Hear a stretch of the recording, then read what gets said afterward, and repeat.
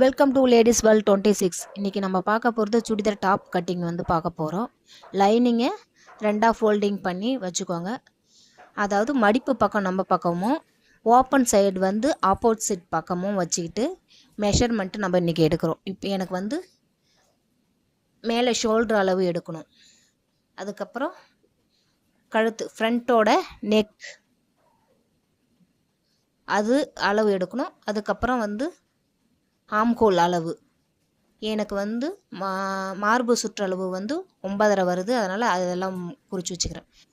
லைனிங்கில் 35 centimetre அளவுக்கு வந்து நம்ம குறித்து மார்க் பண்ணி எடுத்துக்கணும். மெயின் டாப்போட 10 இன்ச்சு கம்மி பண்ணி தான் நம்ம லைனிங்கை கட் பண்ணணும். ஈடுந்தாத்தியமாக இருந்ததுன்னா அதை ஷார்ப் பண்ணி அழகாக கட் பண்ணிக்கோங்க. மடிக்கிறதுக்கு கரெக்டாக இருக்கும். இப்போ ஃப்ரண்ட்டு வந்து நான் நெக்கை வந்து கட் பண்ணி விடுறேன். அதுக்கப்புறம் அளவு மார்க் பொதுவாகவே ஓப்பன் அளவு வந்து மேலே ஆம்கோல்லேருந்து கீழே வந்து ஓப்பன் வந்து 15 சென்டிமீட்டர். நார்மலாக அனைத்து பேருக்கும் அப்படி தான் வரும்.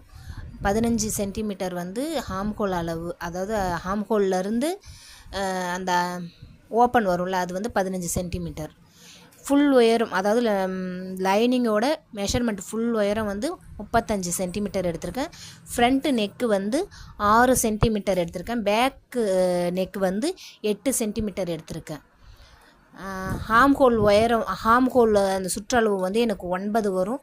8.5ன்னா பர்ஃபெக்டான இருக்குது. எனக்கு கொஞ்சம் லூஸ் வேணும் அப்படின்றதுனால நான் வந்து 1/2 இன்ச்சு லூஸ் வச்சு 9 சென்டிமீட்டர் அளவுக்கு ஹாம்ஹோல் வந்து நான் கட் பண்ணியிருக்கேன்.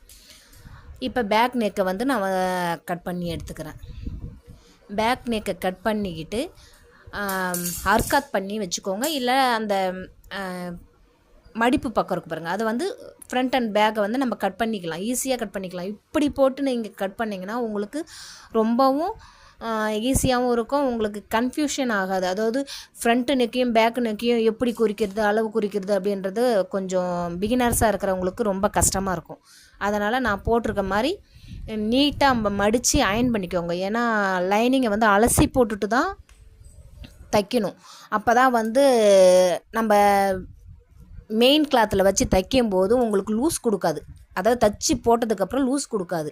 அதனால தான் லைனிங்கை அலசி போட்டு அயன் பண்ணி நம்ம மடிப்பு ரெண்டாக மடித்து, அதாவது நீட்டு வட்டத்தில் அயன் பண்ணி ரெண்டாக மடித்து ஃபோல்டிங் பண்ணி நம்ம கட் பண்ணால் நம்மளுக்கு நல்லா பர்ஃபெக்டாக வரும். இப்போ நம்ம அளவுகள் வந்து நம்ம போட்டு கட் பண்ண லைனிங்கை வந்து மெயின் கிளாத்தில் கொடுத்து நான் வந்து கட் பண்ணி எடுத்துக்கிறேன். இந்த மெயின் கிளாத் வந்து எப்படின்னா எனக்கு வந்து எம்ப்ராய்டிங் வருதுன்னா இறக்கம், நல்லா இறக்கம், எம்ப்ராய்டிங்கில் நல்லா இறக்கம் இருக்குது. எனக்கு அந்த அளவுக்கு இறக்கம் வேண்டான்றதுனால நான் சாதாவாக 6 இன்ச்சு, அதாவது மெயின் எல்லாருக்குமே ஃப்ரண்ட்டு நெக்கு வந்து 6 இன்ச்சு இருந்தால் போதும். அந்த 6 இன்ச்சு அளவுக்கு வந்து நான் ரவுண்ட் நெக் வச்சு கட் பண்ணி எடுத்துக்கிறேன் நான்.